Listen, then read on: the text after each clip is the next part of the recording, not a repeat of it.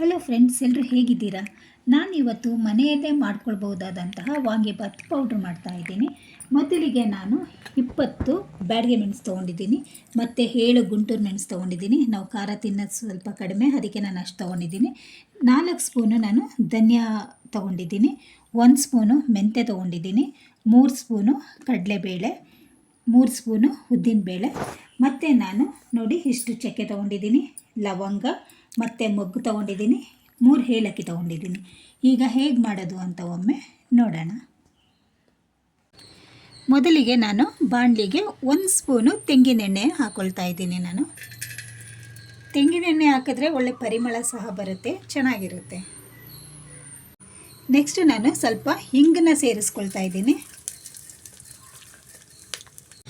Next ಲವಂಗ, ಚಕ್ಕೆ, ಮೊಗ್ಗು, ಏಲಕ್ಕಿ ಇಷ್ಟನ್ನು ಸೇರಿಸ್ಕೊಂಡು ಸ್ವಲ್ಪ ಫ್ರೈ ಮಾಡ್ಕೊಳ್ತೀನಿ.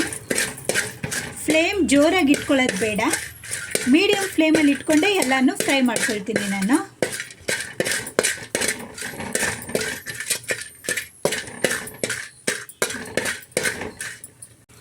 ನೆಕ್ಸ್ಟ್ ನಾನು ಧನಿಯಾ ಹಾಕ್ಕೊಳ್ತಾ ಇದ್ದೀನಿ.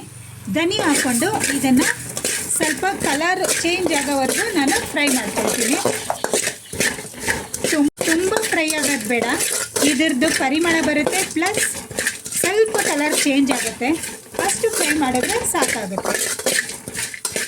ಉದ್ದಿನಬೇಳೆ ಫ್ರೈ ಆಗಿದೆ, ಕಡಲೆಬೇಳೆ ಹಾಕ್ಕೊಂಡಿದ್ದೀನಿ ನಾನು. ಕಡಲೆಬೇಳೆ ಹಾಕ್ಕೊಂಡು ನೆಕ್ಸ್ಟು ನಾನು ಉದ್ದಿನಬೇಳೆ ಹಾಕ್ಕೊಳ್ತಾ ಇದ್ದೀನಿ. ಇದು ಹಾಕ್ಕೊಂಡು ಸ್ವಲ್ಪ ಚೆನ್ನಾಗಿ ಫ್ರೈ ಮಾಡ್ಕೊಳ್ತೀನಿ.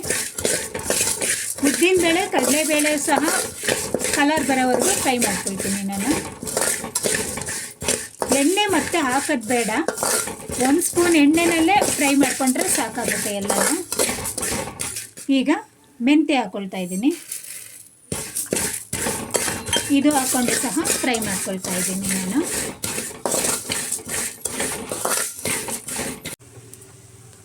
ಈಗ ನಾನು ಸ್ವಲ್ಪ ಅರ್ಧ ಸ್ಪೂನು ಅರಿಶಿನ ಸೇರಿಸ್ಕೊಳ್ತಾ ಇದ್ದೀನಿ. ಮತ್ತು ನಾನು ಬ್ಯಾಡಗೆ ಮೆಣಸು, ಗುಂಟೂರು ಮೆಣಸು ಎರಡನ್ನೂ ಸೇರಿಸ್ತಾ ಇದ್ದೀನಿ. ಸೇರಿಸ್ಬಿಟ್ಟು ಇದನ್ನು ನಾನು ಫ್ರೈ ಮಾಡ್ಕೊಳ್ತೀನಿ. ಮೆಣಸು ಕ್ರಿಸ್ಪಿ ಬರಬೇಕು, ಅದು ಕೈಯಲ್ಲಿ ನಾವು ಮುಟ್ಟುವಾಗಲೇ ಕಟ್ಟಾಗಬೇಕು, ಆ ರೀತಿ ಆಗೋವರೆಗೂ ನಾವು ಫ್ರೈ ಮಾಡ್ಕೊಳ್ಬೇಕು. ಇದನ್ನು ಆ ರೀತಿ ಫ್ರೈ ಮಾಡಿಕೊಂಡ್ರೆ ನಾವು ಪೌಡ್ರ್ ಮಾಡಬೇಕಾದ್ರೆ ಚೆನ್ನಾಗಿ ಪುಡಿ ಆಗುತ್ತೆ. ಇದನ್ನು ಚೆನ್ನಾಗಿ ಕ್ರಿಸ್ಪಿ ಆಗೋವರೆಗೂ ಮೆಣಸನ್ನ ನಾನು ಫ್ರೈ ಮಾಡ್ಕೊಳ್ತೀನಿ. ಈಗ ಎಲ್ಲ ಚೆನ್ನಾಗಿ ಫ್ರೈ ಆಗಿದೆ, ಮೆಣಸು ಸಹ ಚೆನ್ನಾಗಿ ಫ್ರೈ ಆಗಿದೆ. ಈಗ ನಾನು ಸ್ಟವ್ ಆಫ್ ಮಾಡಿಕೊಂಡು 5 ನಿಮಿಷ ತಣ್ಣಗಾಗಲಿಕ್ಕೆ ಹೀಗೆ ಇಡ್ತೀನಿ. ಈಗ 5 ನಿಮಿಷ ಆಗಿದೆ, ತಣ್ಣಗಾಗಿದೆ. ಈಗ ಇದನ್ನು ನಾನು ಪುಡಿ ಮಾಡ್ಕೊಳ್ತೀನಿ. ನೋಡಿ, ನಾನು ಪೌಡ್ರ್ ಮಾಡ್ಕೊಂಡಿದ್ದೀನಿ.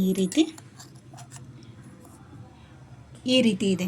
ಇದು ತುಂಬ ನೈಸು ಆಗಬಾರ್ದು, ತರಿನೂ ಆಗಬಾರ್ದು, ಇಷ್ಟಿರಬೇಕು, ಮೀಡಿಯಮಾಗೇ ಇರಬೇಕು. ಆವಾಗ ರುಚಿ ತುಂಬಾ ಚೆನ್ನಾಗಿ ಬರುತ್ತೆ.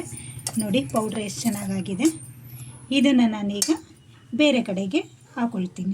ಈಗ ವಾಂಗಿಬಾತ್ ಪೌಡ್ರ್ ರೆಡಿಯಾಗಿದೆ, ತುಂಬಾ ಒಳ್ಳೆ ಪರಿಮಳ ಬರ್ತಾ ಇದೆ. ನೋಡಿ, ನಾನು ಈ ಸ್ಪೂನ್ ಅಳತೆನಲ್ಲೇ ನಾನು ಎಲ್ಲ ಇಂಗ್ರೀಡಿಯೆಂಟ್ಸ್ ತೊಗೊಂಡಿದ್ದು.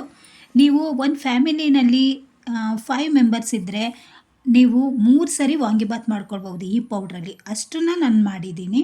ನೋಡಿ ಎಷ್ಟು ಚೆಂದ ಕಾಣಿಸ್ತಾ ಇದೆ, ಕಲರ್ ಸಹ ಚೆನ್ನಾಗೇ ಬಂದಿದೆ. ಇದನ್ನು ಮಾಡಿದ್ರೆ ತುಂಬಾ ಟೇಸ್ಟಿಯಾಗಿರುತ್ತೆ. ಮನೆಯಲ್ಲಿ ನೀವು ಈಸಿಯಾಗಿ ಈ ರೀತಿ ವಾಂಗಿಬಾತ್ ಪೌಡ್ರ್ ಮಾಡ್ಕೊಳ್ಬೋದು. ನನ್ನ ವಿಡಿಯೋ ನಿಮಗೆಲ್ಲ ಇಷ್ಟ ಆಗಿದೆ ಅಂತ ತಿಳ್ಕೊಳ್ತೀನಿ. ನನ್ನ ವಿಡಿಯೋನ ಲೈಕ್ ಮಾಡಿ, ಶೇರ್ ಮಾಡಿ, ಸಬ್ಸ್ಕ್ರೈಬ್ ಮಾಡಿ. ಥ್ಯಾಂಕ್ ಯು, ಧನ್ಯವಾದಗಳು.